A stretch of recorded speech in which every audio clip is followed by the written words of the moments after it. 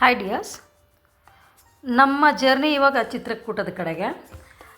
ನಿನ್ನೆ ಎಲ್ಲ ಗಯಾ ಬೋಧ್ ಗಯಾ ನನ್ನ ಲಾಸ್ಟ್ ವಿಡಿಯೋದಲ್ಲಿ ಗಯಾ ಬೋಧ್ ಗಯಾದ್ದು ತೋರಿಸಿದ್ದೆ ನಿಮಗೆ. ಯಾರು ನೋಡಿಲ್ಲ ಅಂದರೆ ಅದರದ್ದು ಲಿಂಕ್ ಡಿಸ್ಕ್ರಿಪ್ಷನ್ ಬಾಕ್ಸಲ್ಲಿರುತ್ತೆ, ಚೆಕ್ ಮಾಡಿ. ನಾವು ಇವಾಗ ಹೊರಡ್ತಾ ಇರೋದು ಚಿತ್ರಕೂಟದ ಹತ್ರ. ಚಿತ್ರಕೂಟ ಅಂದರೆ ಇದು ರಾಮಾಯಣಗೆ ತುಂಬ ಕನೆಕ್ಟೆಡ್. ಸುಮಾರು ಜನರಿಗೆ ಗೊತ್ತಿರೋದಿಲ್ಲ. ಚಿತ್ರಕೂಟ ಅಂದರೆ ಫ್ರೆಂಡ್ಸ್, ಇಲ್ಲಿ ರಾಮ ತನ್ನ 14 ವರ್ಷದ ವನವಾಸದಲ್ಲಿ 11.5 ವರ್ಷ ಇಲ್ಲೇ ಕಳೆದಿದ್ದಾರಂತ. ಸೊ ರಾಮ, ಲಕ್ಷ್ಮಣ, ಸೀತೆಗೆ ಈ ಚಿತ್ರಕೂಟ ತುಂಬ ಕನೆಕ್ಟೆಡ್ ಇದೆ ರಾಮಾಯಣಕ್ಕೆ. ಸೊ ನಾವೇನು ಮಾಡಿದ್ವಿ, ಇವಾಗ ಇಲ್ಲಿ ನೋಡಿ, ಇಲ್ಲಿ ಏನು ಬ್ಯೂಟಿಫುಲ್ ಆ ಬೋಟ್ಗಳನ್ನು ಅಲಂಕಾರ ಮಾಡಿದ್ದಾರೆ ಅಂದರೆ ಸಖತ್ತಾಗಿ ಮಾಡಿದ್ದಾರೆ. ಇದು ಮಂದಾಕಿನಿ ನದಿ. ಆಮೇಲೆ ನಾವಿಲ್ಲಿ ಜಸ್ಟ್ ಬೋಟಿಂಗಲ್ಲಿ ಹೋಗೋಣ ಅಂದ್ಕೊಂಡು ಬೋಟ್ ಅವನಿಗೆ ಕೇಳ್ತಾ ಇದ್ವಿ ಎಷ್ಟು ಚಾರ್ಜ್ ಮಾಡ್ತಾರೆ ಅಂತ. ಬಟ್ ಫ್ರೆಂಡ್ಸ್, ಅವ್ರು ಹೇಳಿದ್ದು ನಮಗೆ 4000 ಅಂತ. ಬಟ್ ನೀವು ತುಂಬ ಬಾರ್ಗೇನ್ ಮಾಡಬೇಕು, ಇಲ್ಲಿ ಅರ್ಧ ಮುಕ್ಕಾಲು ಬಾರ್ಗೇನ್ ಮಾಡಬೇಕು. ಅವ್ರೇನು ಹೇಳಿದರು 4000 ಅಂತ. ಬಟ್ ನಾವು 1500 ಕೇಳಿದ್ವಿ, ಅವರು 1600ಗೆ ರೆಡಿ ಆದರು. ಸೊ ನೀವು ಇಲ್ಲಿ ತುಂಬ ಬಾರ್ಗೇನ್ ಮಾಡಬೇಕು. ಸೊ ನಮ್ಮ ಜರ್ನಿ ಇವಾಗ ಬೋಟಲ್ಲಿ ಶುರು ಆಯಿತು. ನೋಡಿ, ಬೋಟ್ನ ಏನು ಚೆನ್ನಾಗಿ ಅಲಂಕಾರ ಮಾಡಿದ್ದಾರೆ ಅಂದರೆ ವಾವ್. ನನ್ನ ಫ್ರೆಂಡ್ಸ್ ಎಲ್ಲರೂ ಇಲ್ಲಿ ಸೆಲ್ಫಿ ತೊಗೊಂಡು ಆರಾಮಾಗಿ ಖುಷಿಯಾಗಿದ್ದಾರೆ. ಸೆಲ್ಫಿ ತೊಗೊಳಕ್ಕೆ ತುಂಬ ಬ್ಯೂಟಿಫುಲ್ ಆಗಿದೆ ಸ್ಪಾಟು.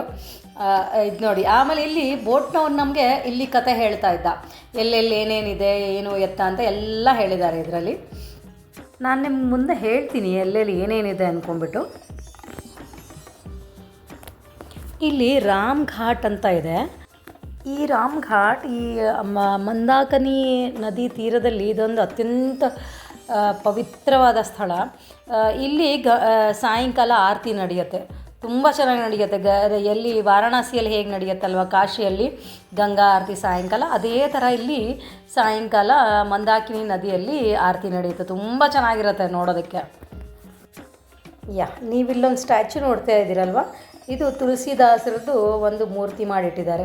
ಸೊ ತುಳಸಿದಾಸರು ಬರೆದಿರೋ ರಾಮಾಯಣ, ವಾಲ್ಮೀಕಿ ಬರೆದಿರೋ ರಾಮಾಯಣ, ಈ ಥರ 2-3 ಜನ ಬರೆದಿರೋ ರಾಮಾಯಣಗಳಿವೆ. ಹಾಗೆ ನಾವು ಮುಂದೆ ಹೊರಟ್ವಿ.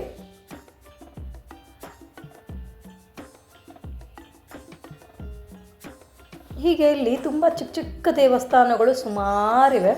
ಹಾಗೆ ನಾವು ಮುಂದೆ ಹೊರಟಾದ್ಮೇಲೆ ಇಲ್ಲಿ ನಮಗೆ ಹಸುಗಳು, ಒಂದು ಗೋಶಾಲೆ ಕಾಣಿಸ್ತು.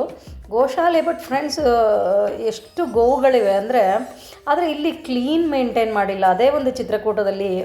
ಏಕೆಂದರೆ ತುಂಬ ಕೆಲವೊಂದು ಕಡೆ ನೀಟಾಗಿಟ್ಟಿದ್ದಾರೆ, ಬಟ್ ಕೆಲವೊಂದು ಕಡೆ ತುಂಬ ಕ್ಲೀನಾಗಿ ಇಟ್ಕೊಂಡೇ ಇಲ್ಲ. ಇಲ್ಲಿ ಸುಮಾರು ಹಂಗಂಗೆ ಇದೆ. ಅದು ನಮಗೆ ಒಂಥರ ಅನಿಸ್ಬಿಡುತ್ತೆ ಅಲ್ಲಿ ನೋಡೋಕ್ಕೆ.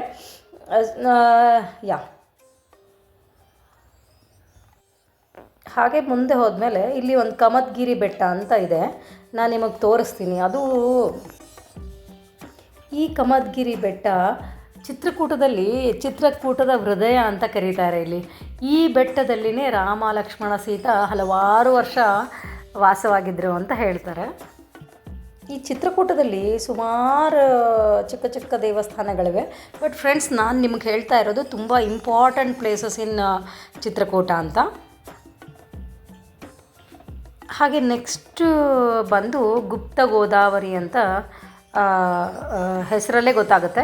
ಈ ಗೋದಾವರಿ ನದಿ ಗುಪ್ತವಾಗಿ ಹರಿಯುತ್ತೆ. ಅಂದರೆ ನಿಮಗೆ ಹೊರಗಡೆಯಿಂದ ನೋಡಿದರೆ ಇಲ್ಲಿ ನದಿ ಹರಿತಾ ಇದೆ ಅಂತ ಗೊತ್ತೇ ಆಗೋದಿಲ್ಲ, ಅಷ್ಟು ಬ್ಯೂಟಿಫುಲ್ ಆಗಿದೆ. ನಾನು ತೋರಿಸ್ತೀನಿ ಮುಂದೆ ನಿಮಗೆ.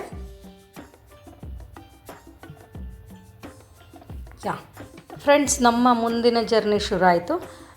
ನಾವೀಗ ಹನುಮಾನ್ ಧಾರ ಹತ್ರ ಹೋಗ್ತಾ ಇದ್ದೀವಿ. ಹನುಮಾನ್ ಧಾರ ಅಂದರೆ ನಾನು ಹೇಳಿದ್ನಲ್ಲ, ಕಮದ್ಗಿರಿ ಬೆಟ್ಟ ಅಂತ. ಈ ಬೆಟ್ಟ ಫ್ರೆಂಡ್ಸ್, ಈ ಬೆಟ್ಟಕ್ಕೆ ಹೋಗಬೇಕು ಅಂದರೆ ಒಂದು ಸರ್ಟನ್ ಪ್ಲೇಸಸ್ ತನಕ ಗಾಡಿಗಳು ಹೋಗುತ್ತೆ. ಆಮೇಲಿಂದ ನಾವು ಏನಿದ್ರು ರೋಪ್ ವೇಯಲ್ಲೇ ಹೋಗಬೇಕು.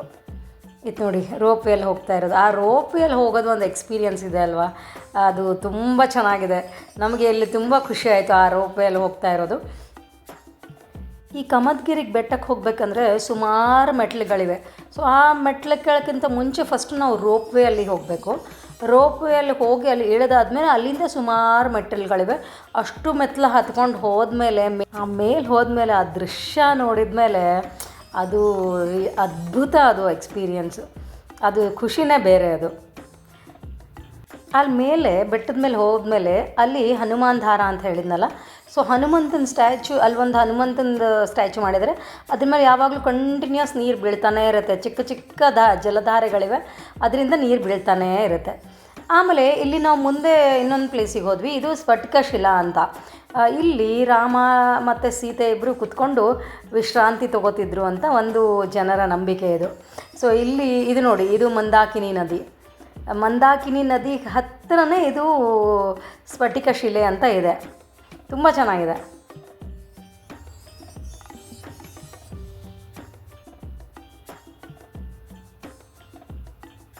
ಯಾ ಫ್ರೆಂಡ್ಸ್, ಇಲ್ಲಿ ಒಂದು ರಿಸರ್ಚ್ ಇನ್ಸ್ಟಿಟ್ಯೂಟ್ ಇದೆ. ಇದು ದೀನ್ ದಯಾಳ್ ರಿಸರ್ಚ್ ಇನ್ಸ್ಟಿಟ್ಯೂಟ್ ಅಂತ.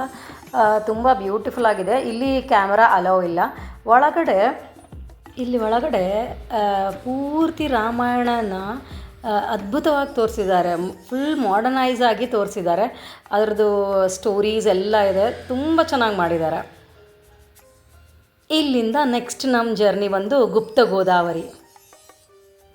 ಇದು ಚಿತ್ರಕೂಟದ ಅತ್ಯಂತ ಪವಿತ್ರವಾದ ಹಾಗೂ ರಹಸ್ಯಮಯವಾದ ಜಾಗ ಇದು.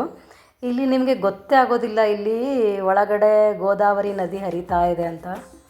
ಇದು ಒಂದು ಗುಹೆ ಅಲ್ಲ, ಇದು ರಾಮಾಯಣದ ನೆನಪುಗಳನ್ನು ತನ್ನ ಒಳಗೇ ಇಟ್ಕೊಂಡಿರೋ ಒಂದು ಪವಿತ್ರವಾದ ಸ್ಥಳ. ಇಲ್ಲಿ ರಾಮ ಲಕ್ಷ್ಮಣ ಇಬ್ಬರು ಸಭೆ ನಡೆಸ್ತಾ ಇದ್ರು ಅಂತ ಒಂದು ಕಥೆ. ಏನೋ ಯಾರಿಗೂ ಗೊತ್ತಾಗದೇ ಇರೋ ಹಾಗೆ, ಯಾಕಂದರೆ ಅವರು ವನವಾಸದಲ್ಲಿದ್ದರು. ಸೊ ಹಾಗಾಗಿ ಇಲ್ಲೇ ಕಲ್ಲಿಂದನೇ ರೆಡಿಯಾಗಿರೋ ಒಂದು ಆಸನಗಳು ಕಾಣಿಸ್ತಾವೆ ಇಲ್ಲಿ ನಾವು ಹಾಗೆ ನಡೀತಾ ಮುಂದೆ ಹೋಗ್ತಾ ಇದ್ವಿ. ಬಟ್ ಕೆಳಗಡೆ ತುಂಬ ಕಲ್ಲು ತುಂಬ ಶಾರ್ಪ್ ಆಗಿಲ್ಲ ಕಲ್ಲುಗಳೆಲ್ಲವೆ. ತುಂಬ ಕೇರ್ಫುಲ್ ಆಗಿ ಹೋಗಬೇಕು ಫ್ರೆಂಡ್ಸ್. ಒಳಗಡೆ ತುಂಬ ಇಕ್ಕಟ್ಟಾಗಿದೆ. ಸ್ವಲ್ಪ ವಯಸ್ಸಾದವರೆಲ್ಲ ಹೋಗುವಂಥ ಜಾಗನೇ ಅಲ್ಲ, ಬಿಕಾಸ್ ಅಲ್ಲಿ ಆಕ್ಸಿಜನ್ ಲೆವೆಲ್ ತುಂಬ ಕಡಿಮೆ ಇರುತ್ತೆ. ಬಟ್ ಒಳಗಡೆ ತುಂಬ ತಂಪಾಗಿರುತ್ತೆ. ಅದು ಒಂದು ಡಿವೈನ್ ವೈಬ್ಸ್, ತುಂಬ ಚೆನ್ನಾಗಿತ್ತು ಅದು. ನೀವು ಏನಾದರೂ ಚಿತ್ರಕೂಟಕ್ಕೆ ಹೋದರೆ ಈ ಪ್ಲೇಸ್ನ ಮಾತ್ರ ಮಿಸ್ ಮಾಡಲೇಬೇಡಿ. ಹನುಮಾನ್ ಧಾರ ಮತ್ತು ಗುಪ್ತ ಗೋದಾವರಿ ಒಂದೆರಡು ಪ್ಲೇಸಸ್ ಬಿಟ್ಟರೂ ಪರವಾಗಿಲ್ಲ, ಬಟ್ ಇದೆರಡು ಪ್ಲೇಸಸ್ ಮಾತ್ರ ಪ್ಲೀಸ್ ವಿಸಿಟ್ ಮಾಡಲೇಬೇಕು ನೀವು. ಅಷ್ಟು ಅದ್ಭುತವಾಗಿದೆ. ನೀವು ಹೇಳ್ತೀರಾ ನನಗೆ, ಮ್ಯಾಮ್ ನೀವು ಹೇಳಿದ್ದು ಕರೆಕ್ಟ್ ಇತ್ತು ಅಂತ. ಅಷ್ಟು ಚೆನ್ನಾಗಿದೆ ಇವೆರಡು ಪ್ಲೇಸ್. ಯಾ ಫ್ರೆಂಡ್ಸ್, ಥ್ಯಾಂಕ್ ಯು. ನಿಮಗಿದು ವಿಡಿಯೋ ಇಷ್ಟ ಆದರೆ ಪ್ಲೀಸ್ ಲೈಕ್ ಮಾಡಿ, ಶೇರ್ ಮಾಡಿ, ಪ್ಲೀಸ್ ಸಬ್ಸ್ಕ್ರೈಬ್ ಮಾಡ್ಕೊಂಡು ನೋಡಿ. ಇದು ಒಂದು ಮೋಟಿವೇಶನ್ ನಮಗೆ. Thank you.